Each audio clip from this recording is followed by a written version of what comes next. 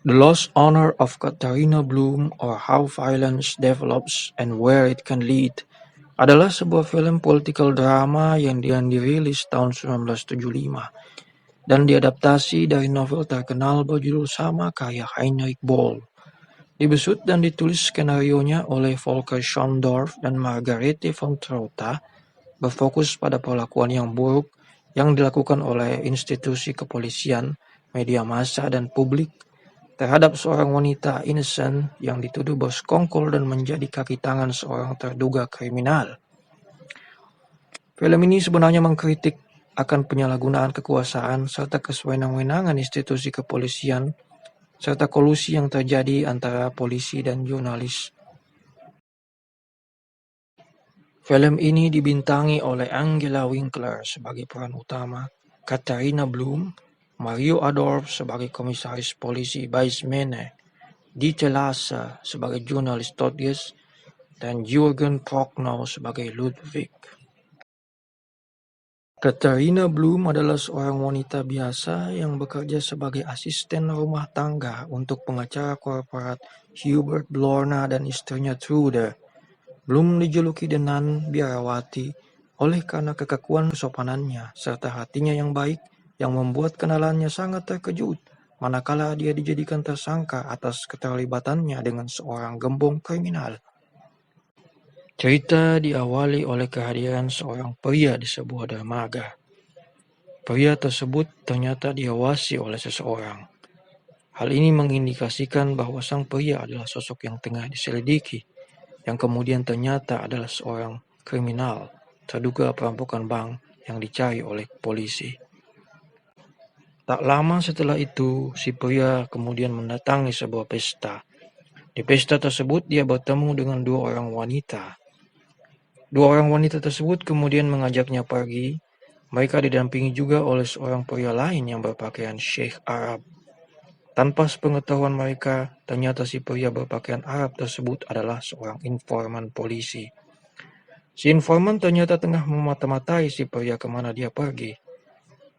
Sampailah mereka di sebuah pesta, dan di sana si pria yang diintai tersebut bertemu dengan Katharina untuk pertama kalinya. Mereka berkenalan, bercakap-cakap, berdansa, dan keduanya jatuh cinta. Si informan kemudian menghubungi markas kepolisian dan memberitahukan posisi si pria yang telah mereka intai, serta aktivitasnya di pesta tersebut. Kepolisian kemudian merancang strategi untuk menangkap si pria dan mengawasi keterlibatan Katharina yang sejak dari pertemuan mereka di pesta dan kemudian berlanjut bermalam di apartemen Katharina. Keesokan harinya, segerombolan polisi melakukan penyergapan di apartemen Katharina dalam upaya mereka menangkap Ludwig, sang pria yang mereka cari. Ternyata dalam apartemen tersebut mereka tidak menemukan Ludwig.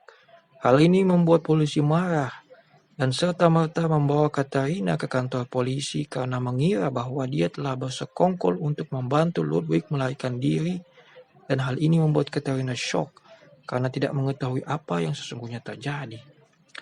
Di kantor polisi, ia diinterogasi dengan sangat kasar dan tak sopan, menggunakan taktik interogasi yang tak berperi kemanusiaan untuk membuatnya mengaku hal yang sebenarnya dia tak lakukan. Segala pertanyaan-pertanyaan disodorkan kepadanya, termasuk hal-hal yang bersifat pribadi, serta pertanyaan-pertanyaan seputar kehidupan sosialnya. Polisi tak menemukan bukti keterkaitan antara dirinya dan Ludwig sebelum kejadian malam itu. Walaupun demikian, hal tersebut tak menyurutkan keinginan mereka untuk menghentikan investigasi, bahkan sengaja membolak-balikan fakta demi mengejar agenda yang mereka buat. Keberadaan Ludwig belum diketahui dan Katharina terus-menerus menjadi bahan fitnah dan bulian pemberitaan tabloid lokal The Paper. Kesabarannya diuji dan harga dirinya diinjak-injak, sampai-sampai membuatnya frustasi dan membuatnya menyesal pernah bertemu dengan Ludwig, pria yang dicintainya. Wartawan tabloid The Paper terus-menerus membuat berita yang mengada-ngada dan seakan-akan berita tersebut adalah fakta. Sampai-sampai sebuah wartawan melakukan hal di luar batas dengan mendatangi ibu Katharina yang sedang terbaring di rumah sakit. Si wartawan tak berhasil mendapatkan info dari si ibu dan ia pun kesal dan akhirnya mengarang sendiri berita yang mengesankan bahwa si ibu sangat membenci Katharina akibat perbuatan yang dilakukannya. Tak dinyana berapa lama setelah itu si ibu Katarina meninggal dunia. Di rumah sakit, Katarina kalut dengan kematian sang ibu dan berpikir bahwa semua kekisruhan dan pemberitaan dirinya lah yang membuat ibunya meninggal. Dan hal ini membuat Katarina marah. Diese Leute sind Mörder und Rufmörder. Alle. Es ist ja geradezu ihr Beruf, unschuldige Menschen um ihre Ehre zu bringen. Manchmal um ihr Leben. Sonst kauft ihnen ja niemand ihre Artikel ab. Sind Sie Marxistin? Ludwig ditangkap di sebuah villa yang dimiliki oleh seorang pejabat politik, Alois Strableda. Katarina, yang sebelumnya belum tahu bahwa Ludwig seorang kriminal, pernah memberikan sebuah kunci villa kepada Ludwig. Cerita semakin kompleks setelah diketahui bahwa ternyata Katarina memiliki hubungan spesial dengan sang pejabat yang memiliki villa tersebut sebelum bertemu dengan Ludwig. Ketika diinterogasi, polisi memang pernah mencurigai kehidupan pribadi Katarina yang kontras dengan profesinya yang hanya merupakan seorang asisten rumah tangga. Polisi menyangka bahwa kemewahan yang dimiliki Katarina, sebuah cincin mahal yang dimilikinya, dan apartemennya yang bagus adalah pemberian Ludwig. Namun ternyata terkuak bahwa Katarina adalah wanita simpanan sang pejabat, yang ternyata adalah klien dari bos di mana Katarina bekerja. Setelah diselidiki lebih lanjut, ternyata Ludwig bukanlah perampok bank yang disangkakan kepadanya. Ternyata dia adalah seorang pria biasa yang melarikan diri dari angkatan bersenjata karena melakukan sebuah kasus yang jauh berbeda dengan apa yang disangkakan kepadanya. Karena sudah sangat menderita akan semua kejadian-kejadian yang menimpanya, dan media tak henti-hentinya memberitakan dirinya, Katarina kemudian membunuh si wartawan brengsek Todd Guest, orang yang membuat nama serta kehidupannya hancur.